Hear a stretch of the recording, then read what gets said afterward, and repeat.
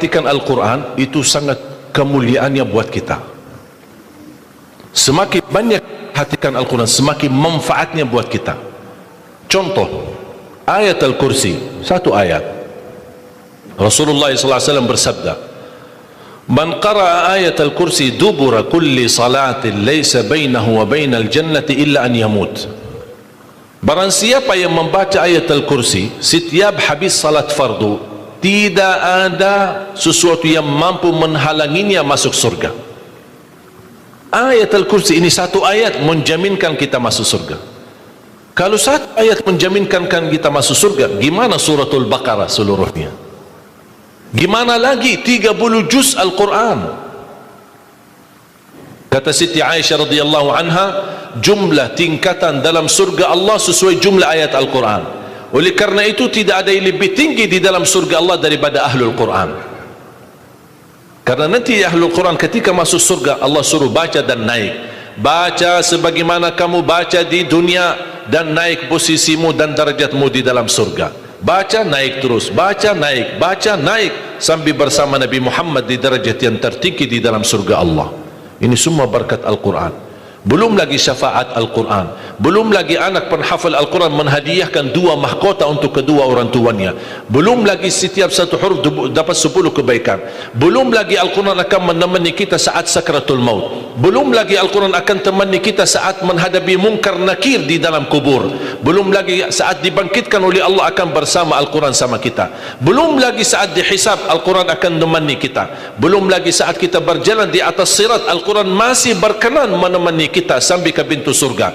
Bahkan ketika masuk surga Al-Quran tidak akan tinggalkan kita, masih terus masuk bersama kita di dalam surga sampai naik darjat yang tinggi di dalam surga Allah Subhanahu wa ta'ala. Kewajiban kita cuma satu, coba berapa panjang balasan Al-Quran sampai ke surga, tapi diminta cuma satu, berkenan menjadikan Al-Quran teman kita di dunia. Temanilah Al-Quran, akan Al-Quran berkenan temani kita sepanjang hayat, bahkan sepanjang perjalanan kita menuju surga. Itu kemuliaan Al-Quran. Cukup ada seorang ulama dari At-Tabi'in bernama Abdullah As-Sulami, Abu Abdurrahman Abdullah As-Sulami, Abdullah bin Habib As-Sulami.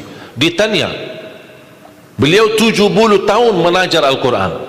Ditanya, wahai imam, apa yang membuat kamu sabar sampai 70 tahun mengajar Al-Quran? Kata beliau, yang membuat aku sabar dan minat menjaga keistiqomahan, bersabda Rasulullah sallallahu alaihi wasallam, khairukum man ta'allama al-Qur'ana wa 'allamah, sebaik-baik manusia yang mempelajari Al-Quran dan mengajarnya. Itulah ingin saya menjadi orang yang baik bagi manusia, sebagaimana bersabda Rasul, itulah yang membuat saya sabar dalam mempelajari dan mengajar Al-Quran.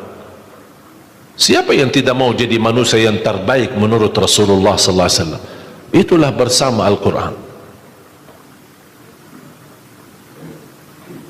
Mohon maaf, siapa Ali Jabir? Hamba yang biasa, banyak kekurangannya, yang Allah anugerahkan kemuliaan bukan karena siapa-siapa, tapi karena Al-Quran. Dihormati, didepankan, dan semua orang penghafal Al-Quran berapapun usianya dihormati, didepankan, dimuliakan. Semua berkeinginan bisa bersalaman. Kita melihat dan menonton acara Hafiz Indonesia, jangankan anak-anak, bahkan yang cacat luar biasa Allah tunjukkan bagaimana kelebihan Al-Quran. Yang buta bisa hafal Al-Quran, yang lumpuh badannya dan jasadnya seperti alana yang tidak bisa jalan hafal Al-Quran. Naja yang luar biasa dahsyat, otaknya terganggu tapi bisa hafal Al-Quran. Dia tidak bisa baca, kasih Al-Quran suruh baca, dia tidak bisa baca. Tapi ditanya tes hafalannya, hafal. Berapa ayatnya? Hafal. Nomor berapa? Hafal. Kanan kiri hafal, atas bawah hafal. Allah menunjukkan kepada kita, Allah tidak akan melepaskan Al-Quran menjadi jaminan ditolong. Inna nahnu nazzalna dzikra wa inna lahu lahafizun. Kami telah menurunkan Al-Quran dan kami akan menjaganya. Di antara terjaga Al-Quran secara fisik, terjaga Al-Quran secara tulisan, terjaga Al-Quran secara suara, dan terjaga ahlul Quran, para penghafal Al-Quran. Oleh kerana itu jamaah sekalian, selalu saya mendorong masyarakat, kalau kaum muslimin muslimat di Indonesia merasa dirinya gagal menjadi penghafal Al-Quran, jangan putus asa, tetap masih anda bisa menjadi ahlul Quran. Ayo kita lipatkan diri kita melalui yang jadi saham atau saksi baik bagi kita di hadapan Allah, melalui infak kita, sedekah kita, zakat kita, wakaf kita, apa saja, supaya kita datang di hadapan Allah. Ya Allah, mohon maaf, saya belum bisa hafal Al-Quran, tapi hartaku menjadi saksi untuk membantu dan menolong Al-Quran dan binaan Al-Quran. Insya Allah termasuk ahlul Quran dan mendapatkan syafaatnya Al-Quran di hari kiamat, dan amalan itu menjadi sedekah jariah yang menalirkan pahalanya sampai hari kiamat. Semua harus bisa berjuang. Tidak boleh ada orang berkata saya tidak bisa hafal. Insya Allah anakmu bisa hafal. Kalau anakmu belum bisa hafal, insya Allah cucumu bisa hafal. Kalau itu pun tidak berhasil, insya Allah saham walaupun sedikit seikhlasnya bisa menjadi saksi baik. Infaknya, sedekahnya, ikhlasnya, zakatnya, wakafnya, semua bisa menjadi saksi baik. Karena kita mendapatkan sebuah kemuliaan Al-Quran. Al-Quran kitab suci yang tidak ada keraguan di dalamnya. Sayang sekali kita bisa kehabisan berhari-hari tidak baca Al-Quran. Saya harap insya Allah mulai hari ini kita komitmen untuk khatam Al-Quran. Siap? Masih menunggu cara mudah untuk khatam? Saya kasih cara mudah. Ini kan Quran seperti Quran Madinah, ya, modelnya seperti ini halamannya. Sekarang sudah banyak di Indonesia seperti Quran Syamil atau Quran ini sudah mulai seperti ini, Quran Madinah, ya. Maksudnya model cetakannya dicetak seperti ini, mulai dari ayat, kalau di akhir halaman ditutupi dengan ayat. Dulu Quran lama, setiap halaman kita buka kadang-kadang ada separuh ayat di halaman kanan, sisanya di halaman kiri. Sekarang Quran Madinah tidak boleh begitu. Termasuk sudah mulai di Indonesia yang sudah disahkan oleh Kementerian Agama, disesuaikan seperti Quran Madinah. Jadi halamannya atas mulai dari ayat, kalau di akhir halaman ditutupi ayat, tidak disambungkan ke halaman berikutnya, supaya teratur. Di antara mereka susun setiap satu juz 20 halaman, dihitung seperti itu supaya rapi. Apa tujuan? Sebenarnya saya mengambil kesimpulan dari hikmah itu. Kenapa setiap juz 20 halaman? Ternyata saya bisa bentuk cara mudah mengkhatam Al-Quran.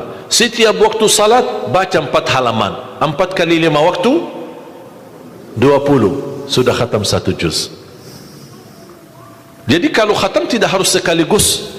Jangan habis ceramah anda posisi iman yang mulai naik, semangatnya luar biasa, pulang ke rumah baca Al-Quran 1 juz, besoknya masih semangat baca 2 juz, 3 juz dan seterusnya. Begitu menurun semangat tidak baca 1 tahun. Tidak boleh terlalu semangat, tetap semangat tapi diatur semangatnya. Standar 1 juz, tidak usah berlebih-lebihan. Jaga 1 juz, sedikit demi sedikit, istiqamah lebih baik daripada banyak tapi terputus.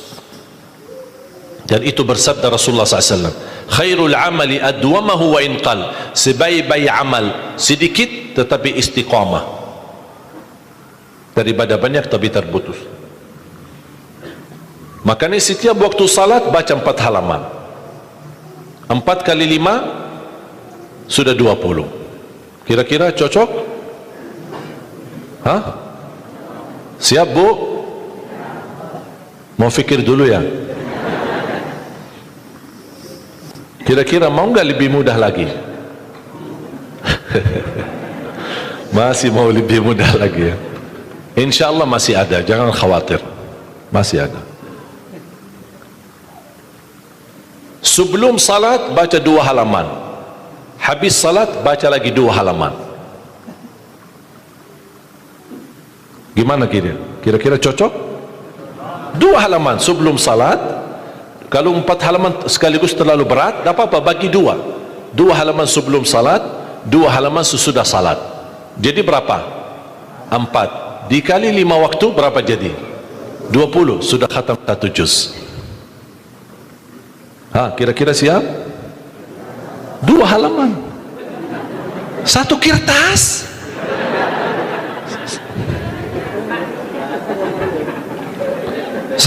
Satu lembar ya. Satu kertas. Satu. Cuma bola balik. Masa keberatan? Cuma satu. Begitu sebelum salat baca satu kertas, satu lembar. Habis salat baca lagi satu lembar. Mohon maaf, lagi semangat. Mau nambah jangan tambah. Itu aja dijaga sampai selesai. Kalau ini bisa dijaga, insya-Allah husnul khatimah. Istiqamah dibaca. Siap? Fikir-fikir dulu atau gimana? Hah? Insya-Allah aman ya, cocok. Cocok? Masih mau lebih mudah lagi? Hah? Abu mau? Mau lebih mudah. Ini cara yang tadi yang saya sampaikan, setiap salat, sebelum salat 2 halaman, habis salat 2 halaman, dan seterusnya sampai khatam 1 juz. Itu cara yang termudah untuk orang yang paling malas. Kalau itu tidak bisa, saya angkat tangan, inna lillahi wa inna ilaihi raji'un. Sudah ada lagi, sudah habis. Malu kita sama Allah jamaah sekalian. Wallahi waktu kita banyak. Ketika saya berhasil khatam 10 jam bisa khatam 30 juz. Allah kasih 24 jam. Masa kita tidak bisa 1 juz? Saya tidak minta 30 juz dalam 10 jam. Saya minta 1 juz dalam 24 jam. Jadi kalau ketika anda baca, jangan suka lihat halaman belakang. Itu yang membuat banyak berat. Misal baca Al-Baqarah, sambil dia baca A'udzubillahi minasyaitonir rajim, Bismillahirrahmanirrahim, Alif Lam Mim, Dzalikal kitabu la raiba fihi, hudan lil muttaqin, alladzina yu'minuna. Banyak. Sadaqallahul azim. Dah jadi lanjut. Karena dia fikirannya sudah berubah. Dia tidak melanjutkan apa yang dia baca, tapi dia sudah membuka jumlah halaman begitu terlalu banyak. Aduh ya Allah. Bukan saya tidak mau, masalah tidak ada waktu. Padahal kalau dia lanjut, ada kesibukan, tidak apa-apa, berhenti. Berhasil 2 halaman, berhenti. Ada urusan, aktivitas, ada tamu di rumah, tidak apa-apa, layani sebentar, habis pulang, lanjut lagi. Walaupun 1 halaman, walaupun separuh halaman, tidak apa-apa.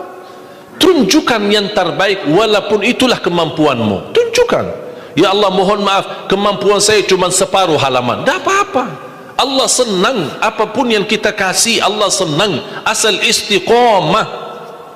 Allah suka. Allah tidak minta yang banyak, Allah minta yang terbaik.